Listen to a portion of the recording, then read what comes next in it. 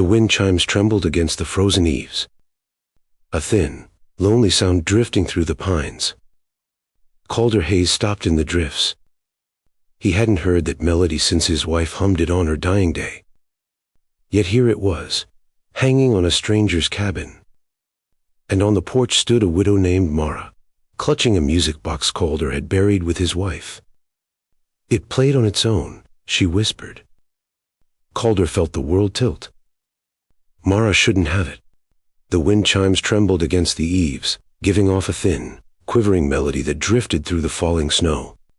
Calder Hayes stood beneath him, snow crusting on his hat brim, listening to a tune he had no right to hear. It was the same melody his wife hummed on their last night together. Soft. Breaking. Final. He swallowed hard, the cold biting deep enough to feel like punishment. He'd been drifting for months, town to town, fence to fence, never staying long enough for folks to remember his name. Loneliness had settled into him like an old injury that never healed right. But that melody reached for him through the storm as if someone had carved a hole in the world and threaded his past straight through it. He raised his eyes to the small cabin ahead. A lamp glowed in the window, faint and tired. And on the porch stood a woman, wrapped in a shawl and worry. Mara. She held a small wooden music box in her hands. "Did you lose something?" she asked, her voice unsteady. Calder stepped closer, boots crunching through the frozen crust. The wind chimes gave another soft rattle, the sound weaving around them like a memory that refused to stay buried. His breath caught when he recognized the carving on the lid of the box. It was the same one he had lowered into the grave with his wife. "Where'd you get that?" Calder asked, his voice low enough to match the storm. Mara looked down at the box, her fingers trembling. "I found it near the barn 2 nights ago, half buried in the snow." Calder shook his head. "No, you didn't." "I did," she whispered. "And it's been playing, on its own, only at night." Another gust rattled the chimes, softer now, almost pleading. Calder didn't want to step closer. Didn't want to know. Didn't want the past reaching its hand through the dark to grab hold of him again. But the snow thickened around them, swallowing the trail behind him, closing the world to all but this place, this sound, this woman clutching something that should have been 6 feet under. "You'd better come inside," she said, opening the door with a weary motion. "There's a fire a-going. Storm's turning mean." Calder hesitated one breath longer. One heartbeat against the cold. Then he stepped over the threshold. The door shut behind him. The wind chimes trembled once more, fading into the storm. And as the lamp flickered and warmed his face, Mara stepped into the room after him, carrying the music box like it was the only thing keeping the dark at bay. The storm rose through the pines in long, low groans as Mara led Calder inside. The door shut behind him with a thud that felt too final. Warmth settled around his shoulders, thin but honest, like a blanket that had seen too many winters. The lamp on the table flickered. The fire spat softly in the hearth.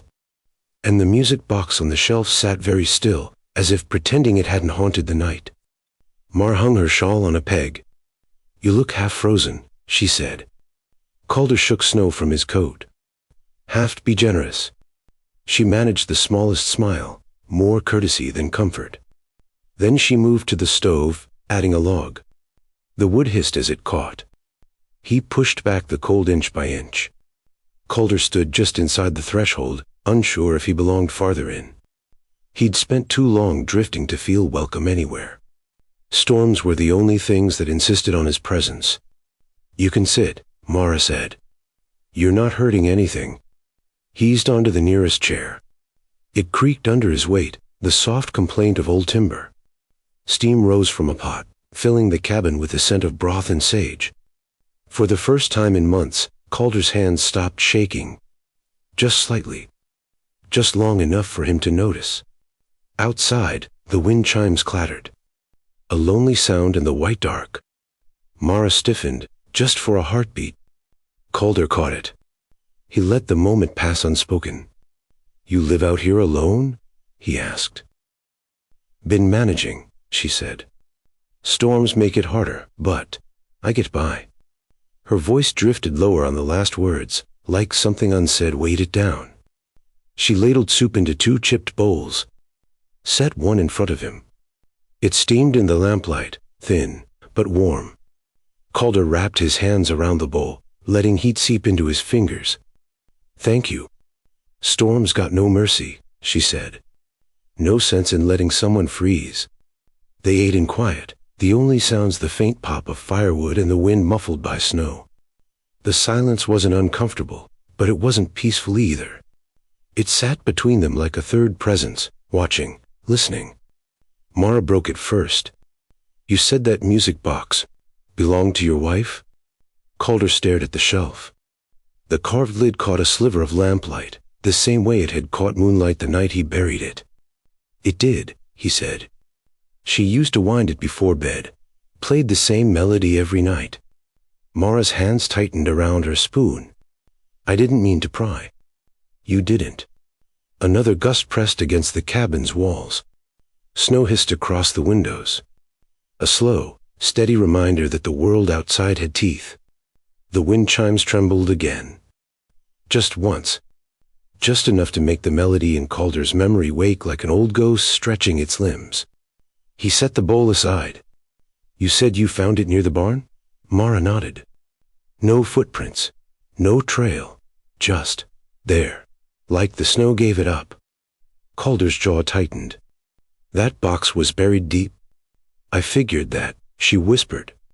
The soil was still clinging to it.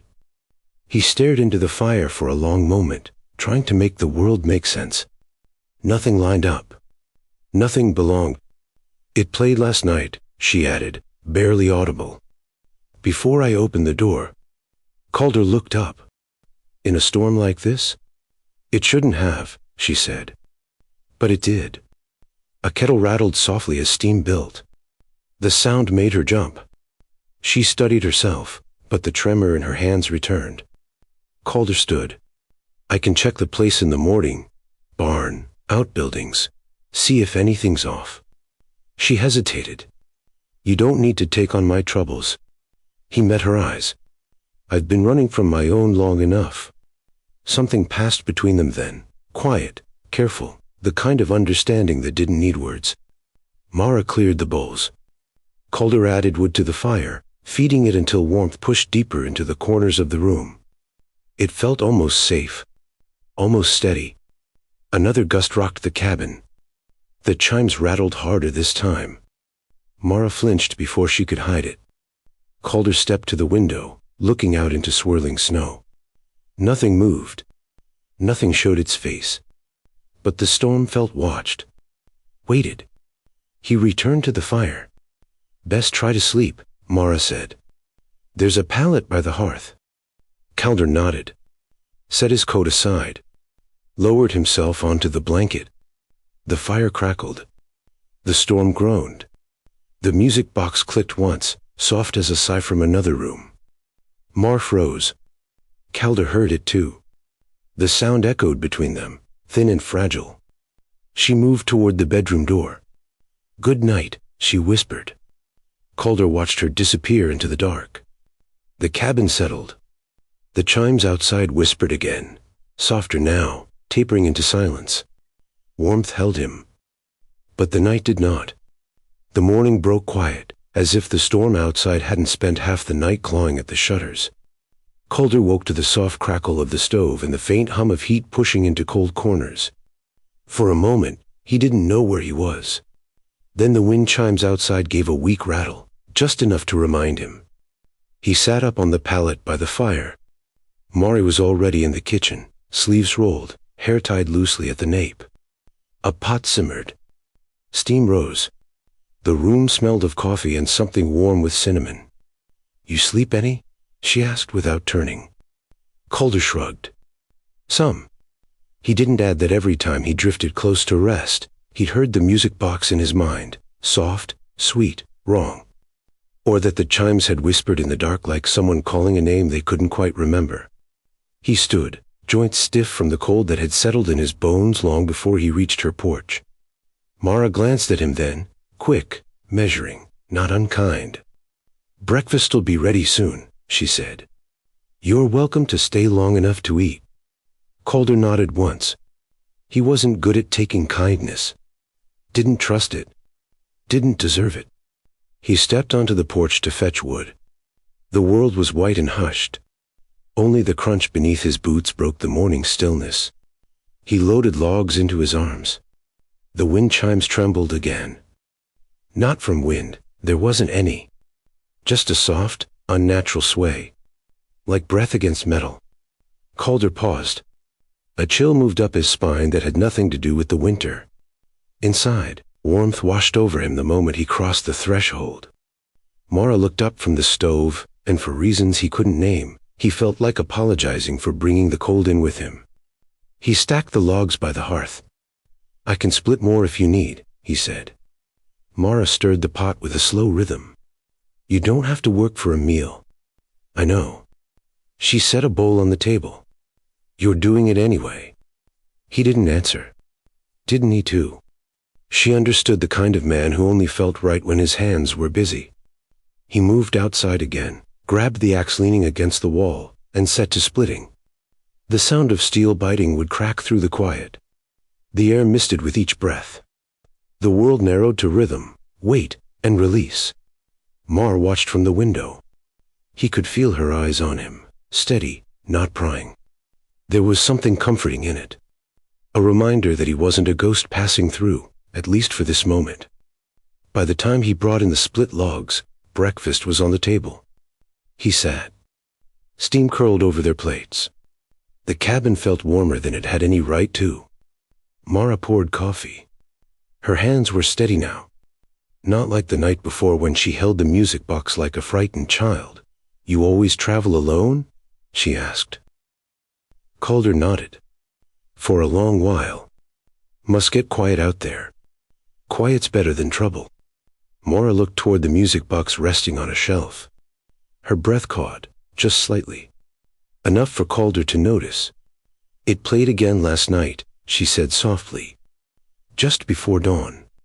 Calder set his cup down. "Without winding?" "It hasn't been wound since I found it." The wind outside held its breath. Even the stove seemed to hush. Calder didn't like the way the silence pressed in, thick with something unsaid. He cleared his throat and changed the subject. "You've got animals to tend?" "Morristead. Chickens. A muley. That's all. I'll take a look at the pen after we eat." "You don't have to." He gave her a dry look. "I know." Her lips twitched, half a smile, half something else. Gratitude maybe. Or exhaustion. They stepped outside together after breakfast. The cold met them like a wall. Calder walked the fence line, testing posts, checking rails. Something about this place felt too exposed, too open for a woman living alone. He spotted tracks by the barn, hoof prints, fresh, too many to belong to Mar's mule. He knelt, brushing snow aside. A horse had circled the barn sometime in the dark. Then another. Then two more. He stood slowly.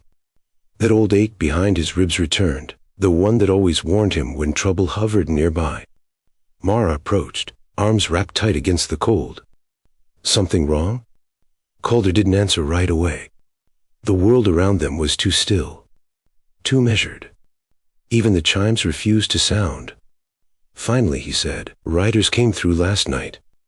Mara's eyes widened. "Are you sure? These tracks weren't here yesterday." She looked toward the tree line, a shadow of fear crossing her face. Calder stepped closer, lowering his voice. "You expecting company?" "No," she whispered. "But folks round here know I'm alone." Calder followed her gaze to the window of the cabin where the music box sat waiting in the dim light. His jaw tightened.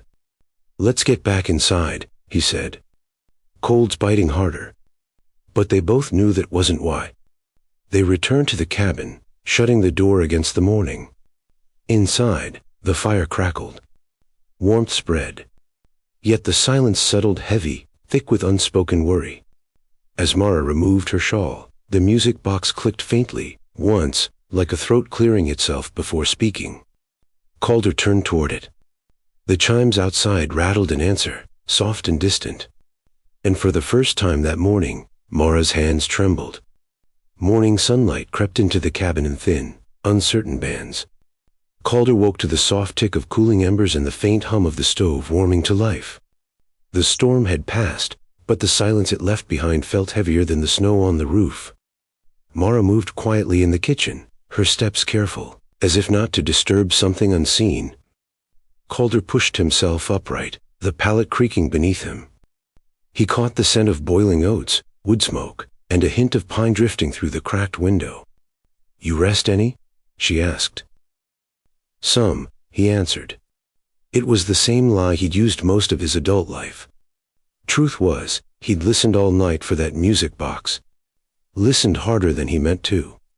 Mara slid a warm bowl across the table for him. Her eyes were tired, rimmed with worries she hadn't put words to yet. The cabin felt warmer than yesterday, but only on the surface, like a fever that covered something deeper. Outside, the wind chimes gave a soft tremor. Not enough to sway with intention, but enough to tighten the air between them. Mara paused mid-step. Calder noticed. After breakfast, they stepped outside to check the barn. The world glittered with fresh snow. The kind that looked untouched even when crossed. Crisp air stung their cheeks. The only sound came from their boots sinking into the crust. Calder scanned the ground. No tracks. None at all. As if the storm had swallowed every trace of last night. Mara brushed her gloves together. "The box was right there," she said softly. "Half buried. Like someone left it for me to find." She pointed to a shallow drift beside the barn wall. Calder crouched. Ran his glove through the snow. Cold bit through. Nothing could stay half buried with weather like we had. "I know," she said. "It doesn't make sense." A gust slid across the yard, rattling the chimes in a thin, trembling cadence. Mara flinched. Calder stood slowly, watching her face pale. "You're scared," he said. She didn't deny it. They walked back toward the cabin, the weight of unspoken things stretching the distance. Inside, warmth returned, but it didn't soften the unease clinging to the walls. Mara lifted the music box from the shelf. Held it as though afraid it might stir.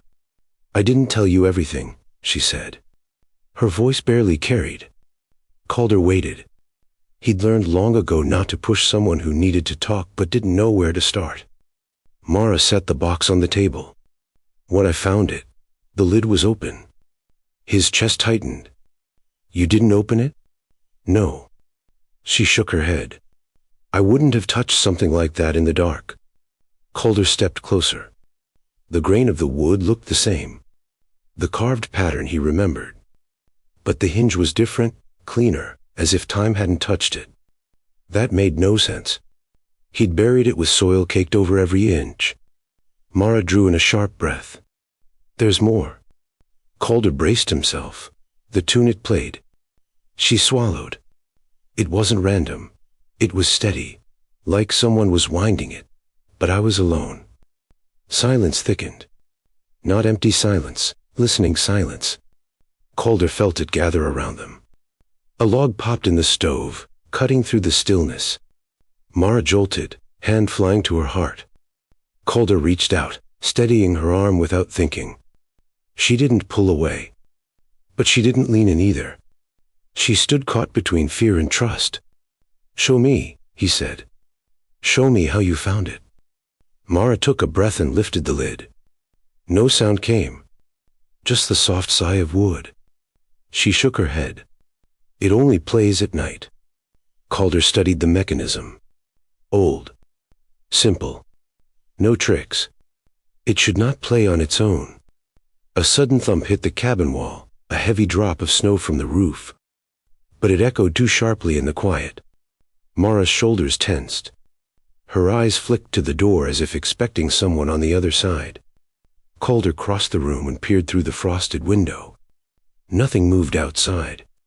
Just white fields and dark trees watching from the edge of sight. When he turned back, Mara whispered, "There's something else you should know." He waited, every muscle on alert. The night before the storm, I had a dream. She exhaled shakily. In it, I saw a man walking through snow, a man carrying something small and carved. Calder's pulse slowed into something cold. What kind of carving? Mara pointed to the music box. That kind. The wind outside pushed a gentle breath against the eaves. The chimes rattled in a soft, mournful melody that answered her words. Calder didn't believe in omens. Didn't believe in things meant for him. But the melody ghosted through the cabin just the same. Mara closed the lid with trembling fingers. I think this place wants something from us. Calder stared at the music box, feeling the warmth of the cabin dim around its shape. Something was wrong. Something buried deeper than snow. Outside, the wind chimes whispered once more, a fragile, impossible echo of the tune his wife used to hum. The sky stayed heavy all morning, a flat gray lid pressed low over the valley. Calder stepped outside with an armload of split wood, letting the cold bite into his skin until it found bone. The air carried a brittle quiet, the kind that waits for something to break it. At the porch rail, he paused. The overnight snow had settled into a smooth, untouched sheet, except for the faint, distant line of a single rider's trail weaving along the ridge. Fresh. Not from him. He didn't mention it when he brought the wood inside. Mara was stirring a pot on the stove, humming under her breath without realizing it. A slow, careful melody. Close enough to the tune from the music box that Calder felt the hair rise on his arms. Storm left us a pretty morning, she said. But her eyes flicked toward the window. She hadn't missed the quiet. Or the way quiet sometimes behaved like a warning. Calder set the wood down. You expecting anyone? No. The word landed too fast. Too certain. Before he could ask more, a knock hit the door, 3 sharp raps that didn't belong to a friendly hand. Mara's breath caught. She backed up a step. Calder moved forward without thinking. Opened the door halfway. A man stood in the snow, older, wrapped in a patched coat, beard silvered, eyes tired. Name's Redden, he said. Live a mile down.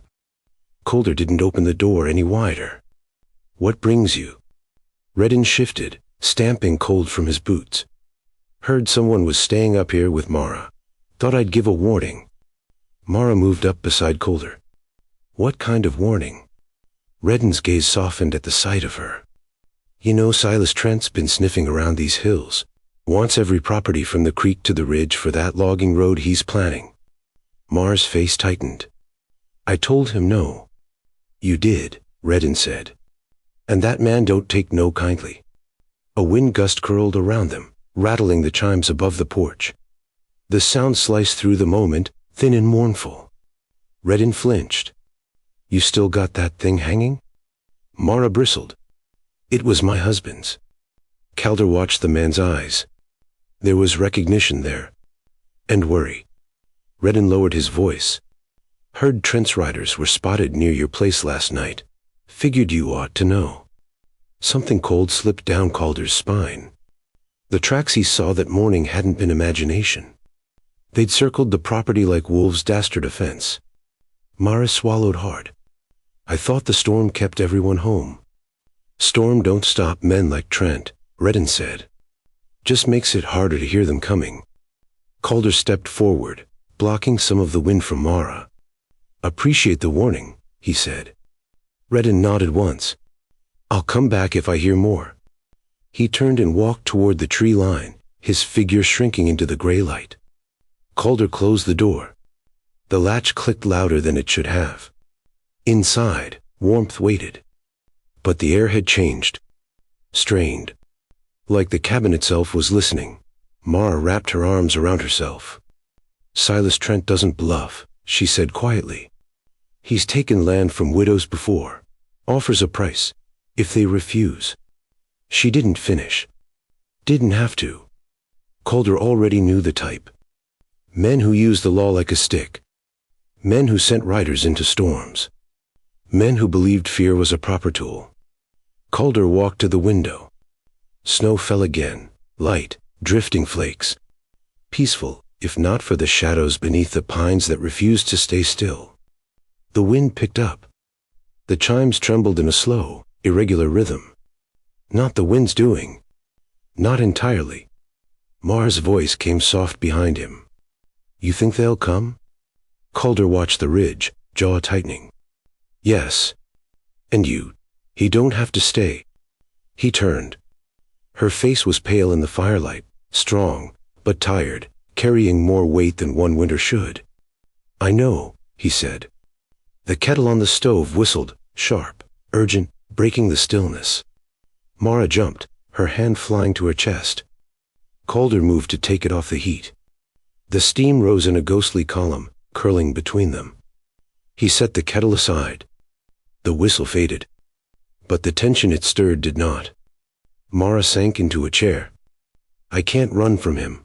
This is all I have left. Calder sat across from her. The fire popped. Snow hissed against the window. The music box on the shelf clicked once, soft, deliberate. The sound froze the room. Calder exhaled slowly. When Trent comes, he said, I'll be here. The chimes trembled again, warmer this time, as if in quiet agreement. But the wind beyond the cabin carried something colder, and it waited just beyond the tree line. Snow drifted in slow spirals across the yard as Calder tightened the last rail on the pen. Cold air stung his lungs with each breath. The world felt too still, like the quiet before a match touched powder. Inside the cabin, Mara moved about the kitchen, her silhouette soft in the window. The music box sat on the table beside her, closed, harmless looking. But Calder kept glancing at it through the glass anyway. Some things didn't stay harmless. He brushed frost from his gloves. A crow cawed from the tree line, sharp, sudden, out of place. Calder's hand drifted to the revolver under his coat. Old habit. Old warning. When he turned back toward the cabin, he saw Mara on the porch. Her face was tight, worried. You see something? She called. Just the woods, he answered. Too quiet, maybe. She stepped closer, rubbing her arms. Quiet's better than the alternative. Calder didn't reply. Because just then, the alternative arrived. Hoofbeats. Slow. Measured. Deliberate. Carving through the hush like a razor. Mara's breath hitched. Calder stepped off the porch and moved toward the sound. 3 riders emerged from the trees, dark coats, stiff collars, expressions carved from granite. Trent's men. Even if no one said it aloud. The lead rider, a lean man with a scar down his cheek, tipped his hat. Morning, he said. Voice too slick for the cold. We heard there was company up this way. Calder didn't offer his name. Didn't offer anything. What do you want? Scar's smile thinned. Words out that Miss Mara here's got herself a guest. Figured we'd check if everything's proper. Mara stiffened behind Calder. I didn't send for you. No, Scar said. But our boss has an interest in making sure you're looked after. Calder took one step forward. The snow crunched beneath his boot, loud in the silence. She's managing fine. Scar looked Calder over. Don't recall seeing you in town. Drifter? Calder let the insult rest where it fell. Doesn't matter. Oh, it does, Scar said. See, Trent don't like strangers complicating his business. A gust rolled across the yard, rattling the wind chimes in a slow, trembling rhythm. The horses snorted, unsettled. One pawed the snow nervously. Scar glanced up at the chimes. Ugly little thing. Mara bristled. It belonged to my husband. Scar shrugged. Dead men don't mind insults. Calder's jaw tightened. His fingers brushed the edge of his coat, feeling the cold metal of his revolver beneath. He didn't draw. But Scar noticed the shift. And there it is, Scar murmured. That attitude Trent don't appreciate. One of the other riders pointed at the cabin. Boss says she hasn't signed the contract. Mara's voice cracked. I told him I'm not selling. Scar leaned on his saddle horn. Well now, that makes things sticky. Trent paid good coin to survey the land. Would be ashamed to waste it. Calder stepped closer again. Snow whispered under his boots. "You need to leave." Scar raised a brow. "Is that right?" Calder didn't raise his voice. Didn't have to. Now. The second rider shifted uneasily. "Let's go, Joss. Storm's coming back." Joss. So that was Scar's name. Joss eyed Calder for a long, quiet moment. Sizing him up. Judging the weight of risk. Judging whether violence today was worth the trouble. At last, he sat back in his saddle. "Tren'll come by himself soon," he said. "And when he does, you might want to be somewhere else, cowboy." Calder held his stare. "I'm not going anywhere." A muscle flickered in Joss's jaw. Then the three riders turned their horses and headed back toward the ridge. Their hoof beats faded slow. Uneasy. And when the sound finally died, the silence that followed felt even colder. Mara exhaled shakily. "They'll be back. I know. Trent doesn't lose." Calder looked toward the tree line where the riders vanished. Snow drifted lightly, like ash falling from a burned-out sky. The wind chimes trembled again, softer now, almost sorrowful. "Everyone loses," Calder said quietly. "Even men like Trent." Inside, the fire crackled as they entered the cabin. Warmth trapped around them, but tension followed too. The music box clicked once on the table, an unnatural, delicate sound. Mara turned sharply. "You heard that?" Calder nodded. "Yeah." She moved closer to the shelf. "Trent's trouble enough. I don't need ghosts on top of him." Calder rested a hand on the back of a chair. "We'll face one thing at a time." But as another gust pressed against the windows and the chimes outside trembled a warning, he wasn't sure that was true. Trouble wasn't arriving one at a time. It was arriving all at once. The night fell hard and early, as if the sky wanted no part of what waited below. Calder checked the latches on every door and window while Mar tended the fire, feeding it with quick, nervous motions. The cabin glowed warm, but that warmth felt borrowed, too thin to chase away what lingered outside. A low wind slid along the walls. No snow this time. Just cold. A sharp, metallic cold that listened. Mara stirred a pot on the stove, her shoulders tight. "They won't come at night," she said. But the way she said it sounded like a hope, not a truth. Calder didn't answer. He watched the flames shift in the hearth, watched shadows stretch and shrink against the floorboards. Something felt off. Like the cabin itself was bracing. The music box on the shelf clicked once. Soft. Precise. Mechanical. And entirely on its own. Mara flinched. Calder moved to the shelf, lifting the box. Cold seeped through the wood and into his palms. He set it back down. Said nothing. A sudden thud shook the far wall. Mara gasped, dropping the ladle. Soup splashed onto the stove and hissed word hit the hot metal. Calder grabbed his coat and stepped outside. The night swallowed him. Dark. Wide. Silent. Snow had been pushed aside near the barn door. Not by wind. By hands. By boots. He saw the shape of it, impatient, rough, deliberate. Tracks circled the barn, then veered off toward the mule's pen. The gate hung open. Empty. Calder cursed under his breath. The mule had been let loose. Cold sweat crawled along his spine. He scanned the tree line. Nothing moved. Nothing spoke. Silence pressed down like a second skin. Inside the cabin, light flickered in the windows. Mara stood there, her face pale, watching him. Calder found the mule 100 yards out, trembling, rope cut clean. A warning. A message. He calmed the animal, walked it back, secured the gate again. As he worked, a distant shot cracked across the valley. One sharp snap against the dark. Too far to hit them. Close enough to be heard. Mara burst onto the porch. "Calder. It's a warning," he said. "A coward's way of knocking." Her breath plumed white in the cold. "They're trying to scare us. They're succeeding." He didn't bother softening it. Fear wasn't a sin. Just a sign you still had something to lose. They went back inside together, shutting the door fast. The fire still burned, but the warmth no longer felt steady. It wavered, like courage under strain. Mara wrapped her shawl tight around her shoulders. Her eyes kept drifting to the windows, as if expecting faces to appear in the dark glares. Calder took a seat near the hearth. His revolver lay on the table beside him. Nearby, the music box sat with its lid closed, quiet now, but not comforting. Mara sank onto a chair, fingers trembling. They want the land. They want me gone. But breaking in animals? Shooting at the house? This is Trent softening you up, Calder said.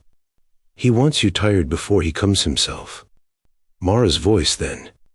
He's done this before. Widow Dobbs. Widow Tully. They both left with nothing but the clothes they carried. And you won't join them, Calder said.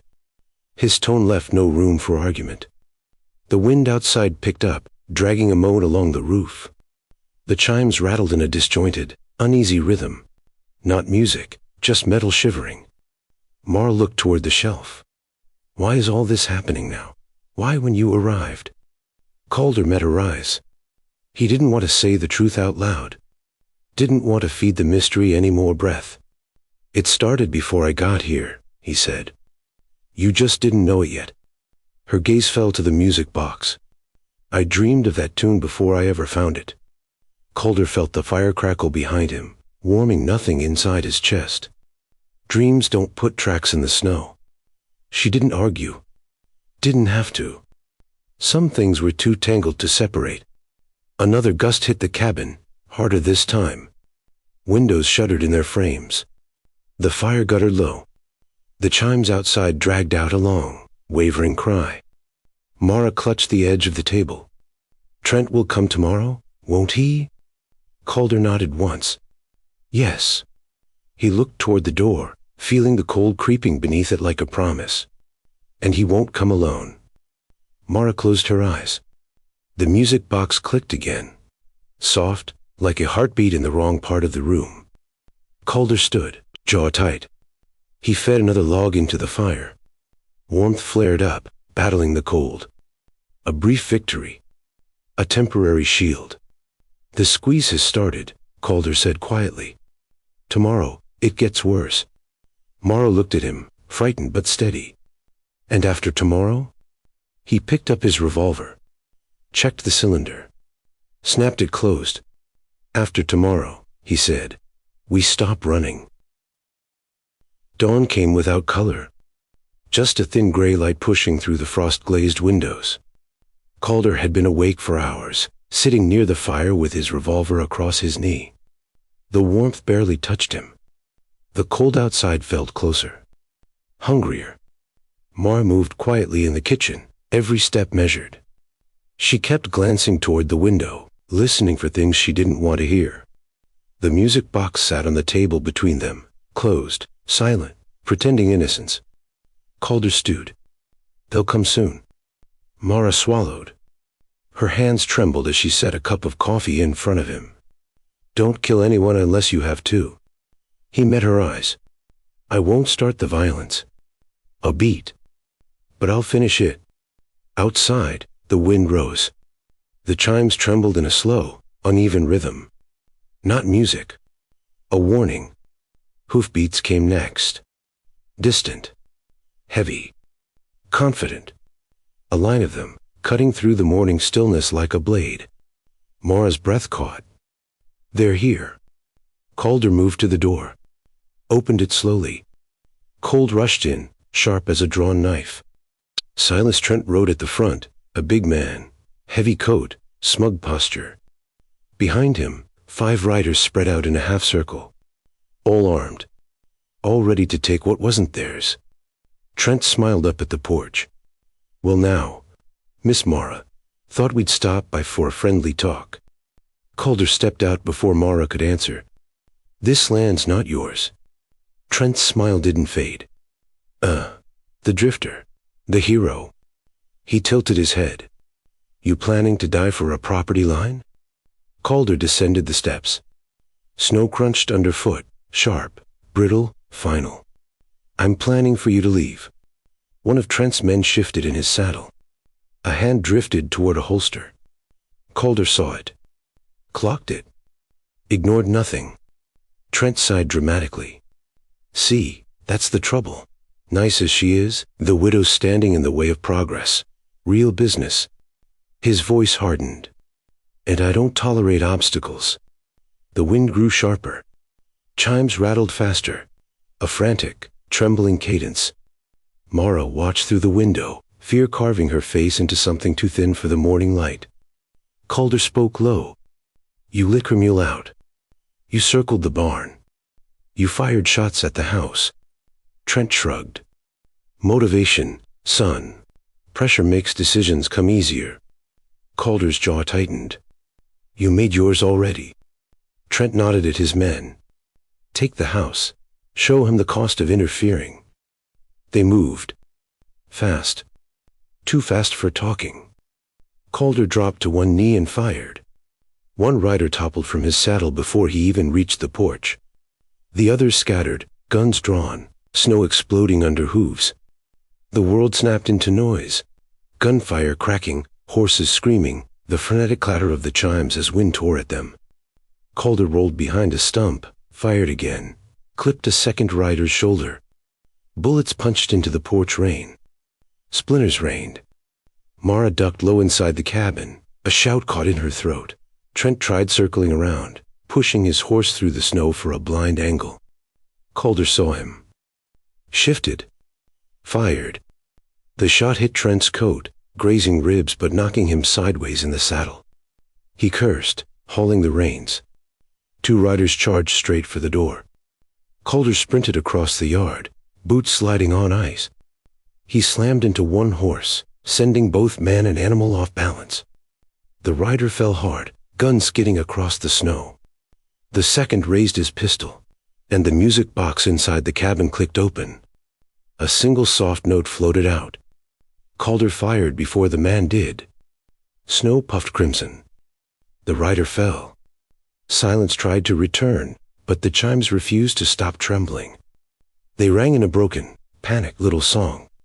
Trent pulled himself up fully in his saddle, breathing hard. You don't know who you're crossing, boy. Calder's voice cut through the cold. I know enough. Trent raised his gun. Hand steady, eyes murderous. Collier didn't wait. He stepped into the shot, fired once, clean and precise. Trent's pistol slipped from his fingers. He slumped sideways. Fell into the snow with a heavy, final thud. The remaining rider fled without a word, disappearing into the trees like a shadow that had lost its courage. Slowly, painfully slowly, the chimes quieted. The air settled. The valley returned to silence. Calder lowered his gun. Breathing hard. Hands shaking. Mara burst out of the cabin, running through the snow. She reached him, gripping his coat, checking him for wounds he didn't have. It's done, he said softly. Her voice cracked. You saved my home. Calder glanced at the door. The music box lay open, still. Silent now. Watching. No, he said. I saved more than that. The wind fell away. Warmth crept into the morning like a timid guest. And for the first time in a long, long while, Calder let himself breathe. Snow settled over the valley like a final quiet breath. The gunfire had stopped. The riders were gone. Only the broken tracks and scattered steam of horses marked what had happened. Calder walked Mara back into the cabin, guiding her gently. She moved stiffly, as if her body hadn't yet told her she was safe. Inside, the fire still burned. Warmth reached out in small waves. But the cabin carried a new silence, thick, waiting, expectant. The music box lay on the table where it had opened itself during the fight. Its lid rested wide, as a frozen mid-sigh. Calder stared at it, the familiar carving catching a flicker of firelight. A small knot tightened behind his ribs. Mara sank into a chair. Her voice wavered. I thought we were going to die. Calder didn't answer. The truth sat too close. He poured water into a cup, hands still trembling from the adrenaline. Set it in front of her. Outside, the wind rolled across the roof, nudging the chimes into a soft, weary rattle. Not frantic this time. Just tired. Mara swallowed hard. You never told me how she died. Calder rested his hands on the back of a chair. She was sick. A winter fever. The memory rose, sharp as broken ice. She hummed that melody, every night near the end. Mara lifted her gaze to the music box. I heard that same tune in a dream, before I ever found it.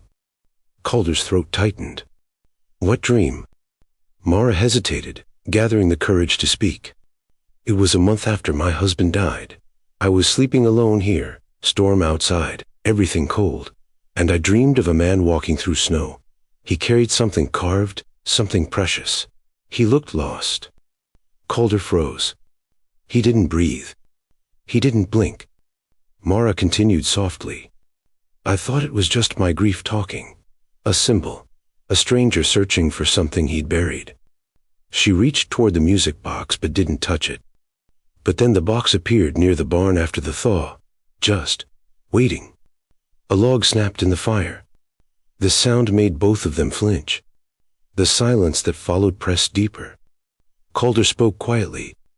My wife's family owned land out here once, before the cabin changed hands, before any of this. Morrow looked up sharply. I didn't know. I didn't either, he said. Not until I saw the ridge line, the valley.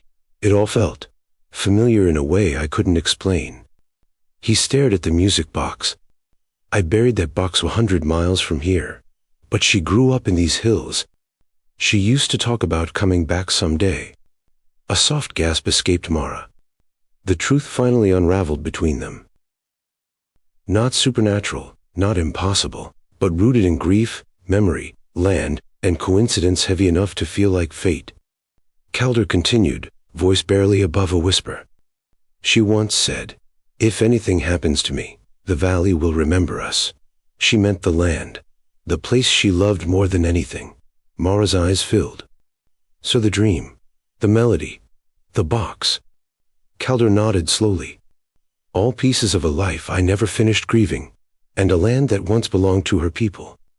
Mara covered her mouth with her hand, overwhelmed. You were meant to find this place. Maybe, he said. Or maybe I was just meant to stop running. The cabin went quiet again. Deep, warm quiet this time. Not the fearful kind. Not the listening kind. Just stillness. The wind outside softened, brushing the chimes into a gentle sway. A single warm note drifted through the window. Calder closed his eyes. It wasn't the box calling me, he said. It was memory, and the land tied to it. Mara reached across the table, laying her hand over his. A simple gesture. A steady one. The chimes murmured once more, the melody softening into peace. For the first time since his wife's death, Calder didn't feel the sound as a wound. He felt it as release. Spring crept into the valley quietly, as if afraid to disturb the wounds winter had left behind. The snow thinned. The creek thawed. And the cabin, once a place of fear and waiting, breathed easier. The earth softened underfoot, giving just a little with each step. The air smelled different. Damp soil. Pine sap warming.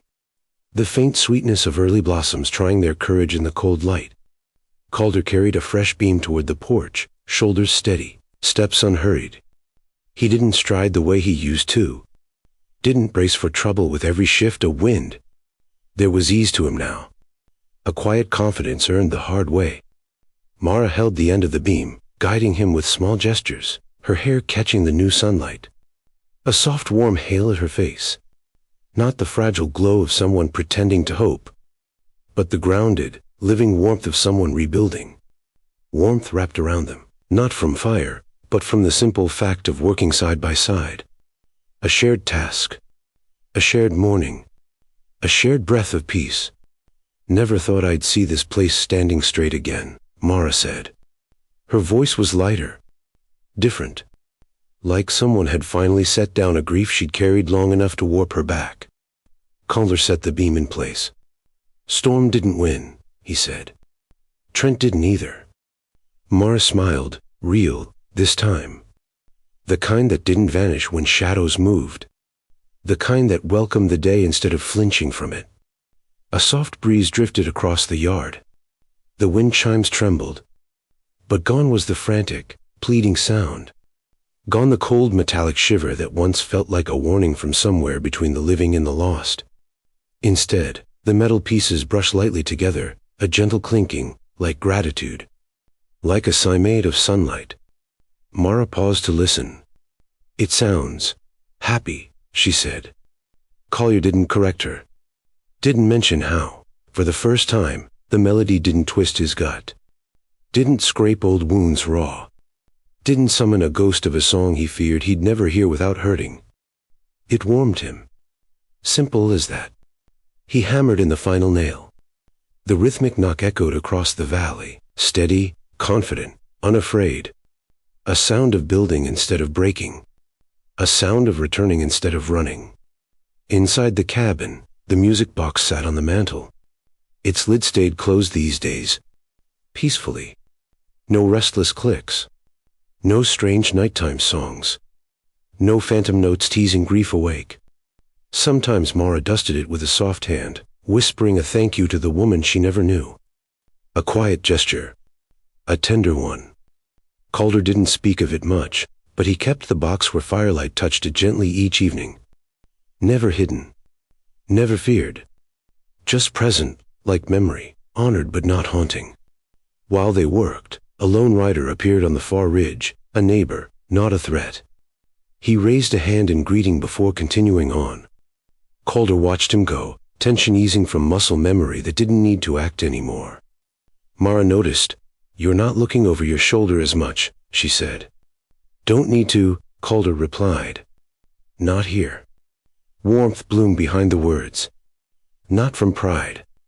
Not from victory. From belonging. They finished the repairs by midday. Mara brought out 2 cups of coffee, steam rising into the mild spring air. They sat together on the steps, boots touching, shoulders nearly so. Neither moved to widen the space. Neither felt the urge to run from closeness. The valley stretched wide and green before them, a place rebuilt, reclaimed, rooted again. Life felt possible. Simple. Earned. The chimes gave a soft shimmer. A small, bright sound. Like sunlight turned musical. Mara leaned her head against his shoulder. Calder didn't move away. Didn't drift. Didn't plan to. "You staying?" she asked quietly. Calder let the breeze answer before he did. The chimes brushed one another again. Warm this time, playful, almost laughing. "I'm staying," he said. Silence settled around them. Not cold. Not watchful. Comfortable. The kind of silence that fills a home after danger has passed. The kind that comes before a future. But futures aren't built in a single morning. They unfold slow. Careful. Day by day. Calder spent the next week fixing everything winter and violence had broken. Loose shutters. Cracked boards. The leaning fence where trance riders had tied their horses. Mara worked beside him. Sometimes talking. Sometimes quiet. Sometimes humming, softly, absent-mindedly. A tune that sounded suspiciously like the one from the music box, but shaped by her own breath. Calder never told her. He didn't want to make her self-conscious. Didn't want her to stop. The tune didn't hurt anymore. It steadied him. Anchored him. Weather warmed again a few days later.